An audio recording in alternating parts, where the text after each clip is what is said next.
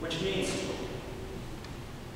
while I do not look upon life with gloom and despondency, I usually demand proof before I believe. I want to see before committing myself. Yet I am not a man of doubt. Rather, I feel that sometimes I'm a man of daring. I recall the day that Mary and Martha sent word to our Lord that their brother, Lazarus, was dead. Jesus turned to us and said, "Let us go to him." We knew the growing opposition towards Jesus at the time, and some of the disciples did not want to go to that. They shrank from the unseen danger. Yet I recall, I spoke out, and I rebuked them by saying, "Let us go with them, that we may die with them."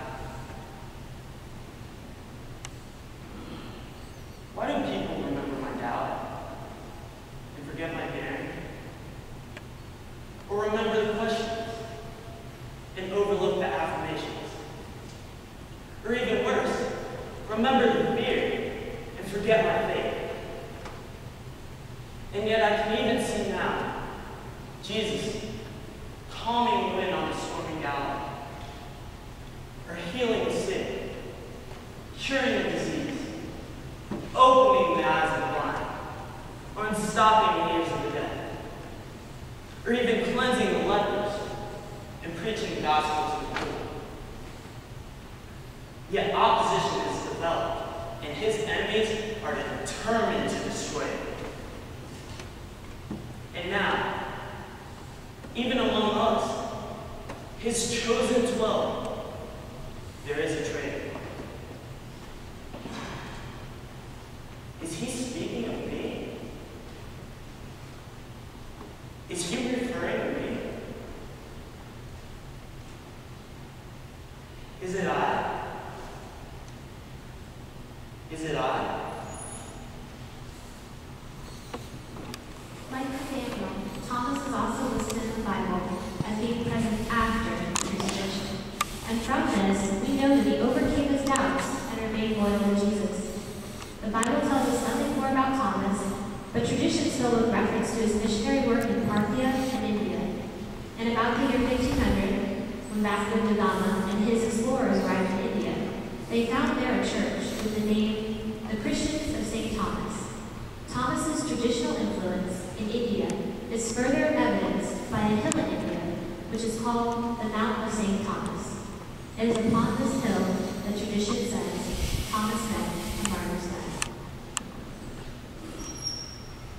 After Jesus called Peter and Andrew to follow him, he came to me and my brother James. We were in our boat nearby with our father Zebedee. We were mending our nets. He called us, and we immediately left our boat, and we left our father, and we followed him. Ever since that time, I've tried to understand Jesus by loving him. Sometimes I believe that he is as much of God as will ever possess a human life, and yet I also love him as a person. And he has returned my love. Sometimes he calls me his beloved disciple. I have gotten to share in both his victories as well as his trials. I was there on the Mount of Transfiguration, where we saw him in all of the Lord's glory. He sent Peter and I to this room tonight to complete the arrangements for the Passover celebration. He did so because he numbers us in his close, innermost circle. And it was to me that he told of his talk with Nicodemus when he spoke those wonderful words. He said, God loved the world so much that he gave his one and only Son, that whoever believes in him will not perish, but have everlasting life. Everlasting life. Someday, I want to write down some of his sayings and tell of his many wonderful deeds, so that others might read about him and know that he is the Christ. He is the very Son of God. And in their belief, they will find life in his name. Yet, you just said that one of us is a betrayer. I can't can't believe that. But it must be true, or else he wouldn't have said it. Who could it be? Surely not my brother, or Peter, or Andrew. Could it be John? Could it be the beloved disciple? Is it I? Is it I? John is one of the disciples about whom we know the most, and he's referred to as the disciple whom Jesus loved. From the Bible, we know that John was present at the crucifixion, because it was to him that Jesus, as he hung on the cross, entrusted the care of his mother Mary. We know, too, that John was the first disciple to reach the empty tomb on Easter morning. Years later, in his letter to Galatians, the Apostle Paul names John as one of the great leaders of the Christian church. Tradition says that, during the reign of the Roman Emperor Nero, John was banished to the Mediterranean island of Patmos. From Patmos, it's believed that John wrote the fourth gospel and also the Revelation. Of all the disciples, it is believed that John was the only one who did not meet death by violent means. Tradition says that he died of natural causes at a ripe old age.